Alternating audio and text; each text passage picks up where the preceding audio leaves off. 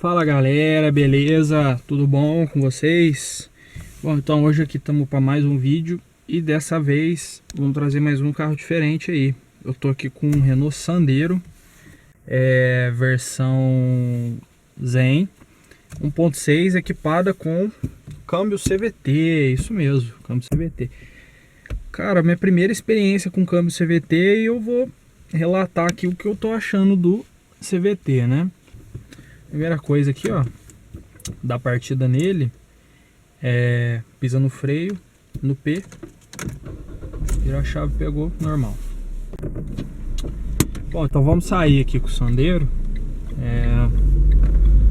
Bom, logo de cara aqui, você percebe a maciez do conjunto, né? É um carro muito... Claro, ainda é um Sandero, né? Mas a caixa CVT e... Como esse carro é como se fosse um Stepway, o Sandero Stepway, que é mais alto. Eu vou explicar por que ele é mais alto, apesar dele não ser o Stepway, ele não é a versão Stepway, ele é o Zen. Ele te proporciona um pouquinho mais de conforto, né? Você vê que como ele é altinho, ele é de salto alto. Inclusive ali um grande concorrente dele ali na frente, o Crocs Fox, que já não faz mais, mas se fizesse ainda seria o concorrente. Mas voltando,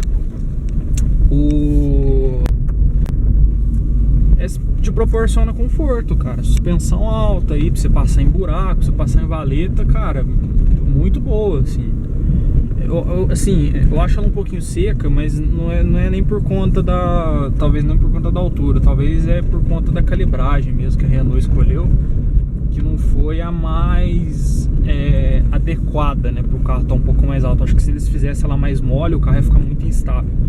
E aí já ia ficar ruim, né? Então, tá, Guilherme, mas por que esse carro é o alto igual o Stepway, mas ele não é o Stepway? Bom, porque todo Logan ou Sandero com caixa CVT, ele é mais altinho, ele é de salto alto.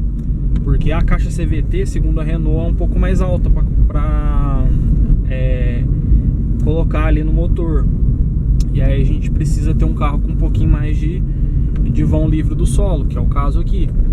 Então, assim, ele não é o Stepway, mas ele se comporta como? Ele tem a diferença visual dele pro Stepway por lado de fora é que ele não tem o rack de teto e ele não tem os escritos adesivo Stepway, não tem a lanterna fumê lá atrás, a lanterna normal. É a diferença dele. Tirando isso,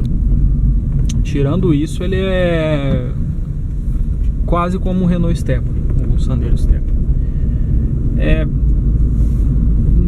Falando sobre dirigibilidade no geral, eu comecei com a suspensão, que ela é macia.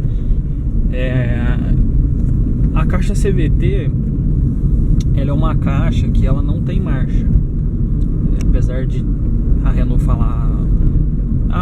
você pode aqui, ó, tá vendo? Ele tá no D, ela tá lá no painel D. Eu posso jogar pro lado aqui, ó, assim, quinta. Ele jogou quinta.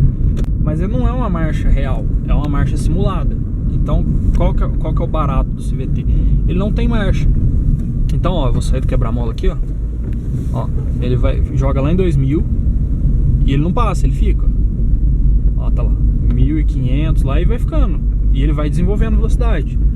Então, é estranho no começo para você acostumar com esse tipo de dirigibilidade. É muito esquisito. Porque você acelera o carro, a rotação não altera, só que ele continua ganhando velocidade. Às vezes ele patina, porque o câmbio ele tá sempre variando. Ó, tá vendo? Eu vou pegar uma subidinha, ele já vai subir um pouco, ó lá, subiu.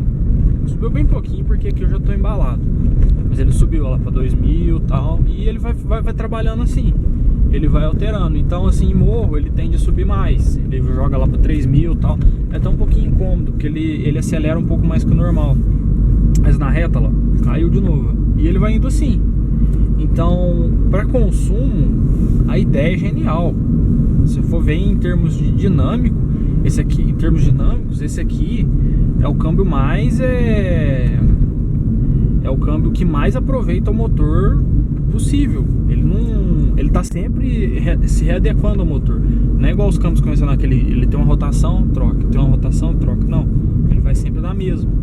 Só que não deixa de ser esquisito. Eu já tô alguns dias com esse carro, desde Hoje é domingo, eu tô desde quarta-feira com esse carro, então já tô acostumado um pouquinho. Mas no começo é muito estranho. Você acelera, o carro não sai direito, é muito esquisito. Eu vou pegar um morro ali, depois eu vou demonstrar como a arrancada dele é lenta. É muito lenta a arrancada dele. Mas assim, tem suas vantagens, né? Porque ela vai variando. Uma talvez desvantagem, vamos ver se ele vai gerar aqui, ó. Ele gera um freio motor meio artificial, ó lá. Ó, tá vendo? Ele travou lá no 2000 e pouquinho. E ele vai gerando. Só que às vezes esse freio motor ele cai do nada. Como ele é artificial, esse freio motor não tem como ele existir sem ser gerado, digamos assim. Ele é muito bizarro. Tem vezes que às vezes você pega um morro e ele começa com esse freio motor. Agora ele caiu, olha lá. Eu tirei o pé do freio e ele caiu. Mas tem vezes que ele cai do nada. Do nada ele joga lá embaixo, na banguela. O carro vai descendo na banguela. Isso é muito esquisito, sabe? E também não é muito seguro. Você percebe que você sente o peso do freio, o peso do carro todo no freio. É meio esquisito, sabe? Essa caixa CVT, ela tem uma arrancada lenta. Por conta dela ter um sistema aí diferente da caixa automática convencional. A caixa automática convencional realmente tem marcha e tal, tem todo aquele esquema. A caixa CVT não, ela é uma caixa que tem duas polias ali que vão constantemente se alterando e gerando as relações de marcha necessárias. Então ela vai sempre simulando marchas, né? Então ela está sempre simulando as melhores relações de marcha possíveis para o carro, né? Portanto, o desempenho, apesar, aqui a gente tem um motor 1.6, o SE, é um motor moderno aí que a Renault lançou, aqui de origem Nissan. Eu vou demonstrar como é a arrancada dele, pra vocês verem o tanto que é lento. Ele tem aquele hill holder, eu acho, que é o controle de saída na rampa, ó. Você tira o pé do freio, ele trava, acelera, ó. Ó o tanto que é lento, ó. O automático convencional já é bem lento. Esse aqui então, nossa, é triste, cara. É bem lento assim. Se você quer uma arrancadinha mais rápida, você vai sofrer, porque não é o forte dele. Não, essa caixa CVT nunca foi e não vai ser agora, sabe? E desempenho no geral é assim, é médio. O motor 1.6, 16 válvulas, 118 cavalos no etanol. Então assim, não dá pra fazer milagre com ele. Mas manual ele deve ser bom, mas com CVT ele fica um pouquinho mais acanhado assim, ele demora mais pra soltar e tal. E ainda mais em arrancada, vocês viram que a arrancada ali é bem lenta. E ele demora, ele precisa arrancar primeiro, é quando ele deslancha ele vai bem, ó, você vê na reta aqui ele vai tranquilo. E o CVT vai trabalhando nas rotações lá. É bem interessante o princípio, não é ruim não. Quesito de freio normal de um carro novo, né, bem bom assim, tal. Só aquela questão do freio motor que eu acho meio esquisita, que ele às vezes solta o carro a Deus dará na banguela, é meio perigoso se não estiver acostumado. Mas fora isso não tem muito mistério não. Bom, ainda sobre dirigibilidade, eu queria dar uma comentada sobre a direção dele. Aqui a gente tem uma direção com assistência eletro-hidráulica, tá? Não é uma direção 100% elétrica. Como é que funciona a eletro-hidráulica? Eu dei uma falada com mais detalhe, apesar que é bem básico o princípio dela. Aquele Logan que eu gravei, ele também usa essa direção. E qual que é o princípio dela? Ela é uma direção hidráulica, porém o que faz ela funcionar é um motor elétrico.